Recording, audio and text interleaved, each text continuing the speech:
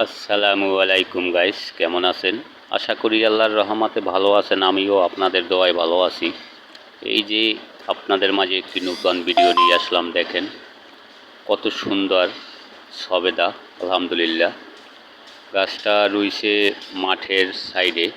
আল্লাহ নামলাইয়া অনেক সুন্দর সবেদা হয়েছে, আলহামদুলিল্লাহ। এই যে দেখেন গাছটি কলমের, একটা ঠালে লম্বা সবেদা আর একটা ঠালে হইলে যাইয়া আপনার গোল সবেদা। এই যে দেখাইতেছি, দেখেন এই ঠালটায় গোল, এই যে এইটাই লম্বা, আর এই পাশের যে ঠালটা এইটাই গোল সবেদা। আলহামদুলিল্লাহ অনেক সুন্দর সবেদা হয়েছে গাছটায়, পর্যাপ্ত পরিমাণ।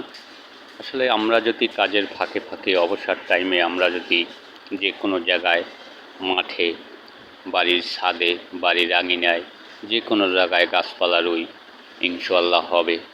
তাই আসেন আমরা সবাই মিলে গাছপালা রুই।